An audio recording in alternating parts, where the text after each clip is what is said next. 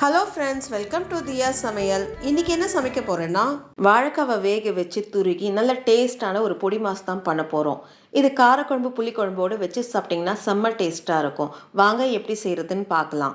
சமையல் அறைக்கு போகிறதுக்கு முன்னாடி இப்போ தான் ஃபர்ஸ்ட் டைம் என் சேனலை பார்க்குறீங்கன்னா என் சேனலை சப்ஸ்கிரைப் பண்ணிவிட்டு பக்கத்தில் இருக்க பெல் ஐக்கானை கிளிக் பண்ணிவிட்டு வாங்க.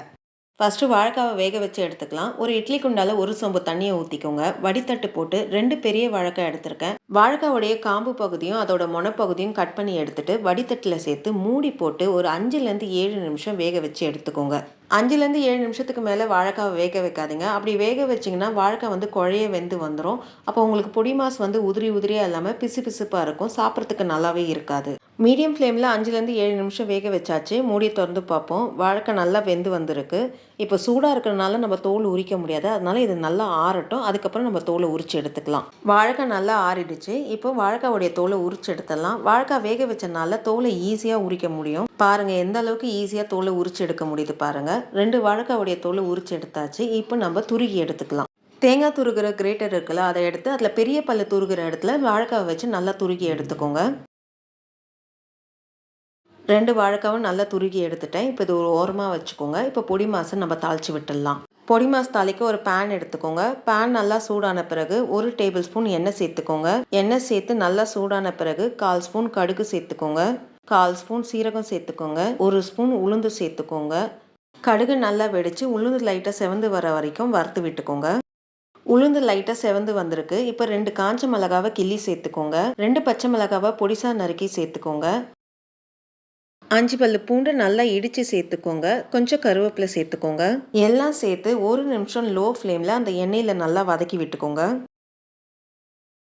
1 நிமிஷம் லோ ஃப்ளேமில் நல்லா வதக்கி விட்டாச்சு. ஒரு பெரிய சைஸ் வெங்காயத்தை பொடிசாக நறுக்கி சேர்த்துக்கோங்க.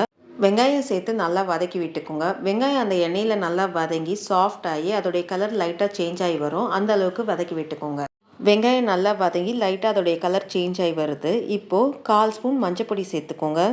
பொடி மாசுக்கு தேவையான உப்பு சேர்த்துக்கோங்க. மஞ்சப்பொடியும் உப்பும் சேர்த்து நல்லா கிளறி விட்டுக்கோங்க. ஒரு 30 செகண்ட் அந்த வெங்காயத்தோடு நல்லா வதக்கி விட்டுக்கோங்க.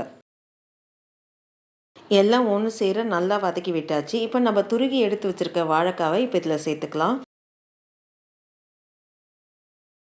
வாழைக்காய் துருகல் சேர்த்து எல்லாம் ஒன்று சேர நல்லா கிளறி விட்டுக்கோங்க. கொஞ்சம் பொறுமையாக பக்குவமாக கிளறி விட்டுக்கோங்க. ஏன்னா ஏற்கனவே வாழைக்காவை நல்லா வேக வச்சாச்சு. அந்த சூட்டில் இன்னும் வேகமாக நம்ம கிளறி விட்டோம்னா வாழைக்காய் இன்னும் ஓவராக மசிஞ்சிரும். அதனால் கொஞ்சம் பொறுமையாக கிளறி விட்டுக்கோங்க. எல்லாம் ஒன்று சேர நல்லா கிளறி விட்டாச்சு. இப்போ 2 நிமிஷம் விட்டு விட்டு வாழைக்காவை நல்லா கிளறி விட்டுக்கோங்க. அப்போ தான் மசாலா அந்த பொடி மாஸில் நல்லா இறங்கும். 2 நிமிஷம் விட்டு விட்டு நல்லா கிளறி விட்டாச்சு. இப்போ இதில் 2 பத்த தேங்காவை நல்லா துருகி சேர்த்துக்கோங்க. கொஞ்சம் கொத்தமல்லியை பொடிசாக நறுக்கி சேர்த்துக்கோங்க. தேங்காய் துருவலும் கொத்தமல்லியும் சேர்த்து ஒரு 30 செகண்ட் எல்லாம் ஒன்று சேர கிளறி விட்டு அடுப்பு ஆஃப் பண்ணிடுங்க. காரக்குழம்பு புளிக்குழம்புக்கு வச்சு சாப்பிட்ற மாதிரி செம்ம டேஸ்டான வாழைக்காய் பொடி மாஸ் ரெடி ஆயிடுச்சு. இந்த வீடியோ உங்களுக்கு பிடிச்சிருக்கும்னு நினைக்கிறேன். அப்படியே ஒரு லைக்கை தட்டுங்க. மறக்காம என் சேனலை சப்ஸ்கிரைப் பண்ணிட்டு பக்கத்தில் இருக்க பெல் ஐக்கானை கிளிக் பண்ணுங்க. வரும் நாட்கள் இனிதே அமைய நல்வாழ்த்துக்கள். நன்றி, வணக்கம்.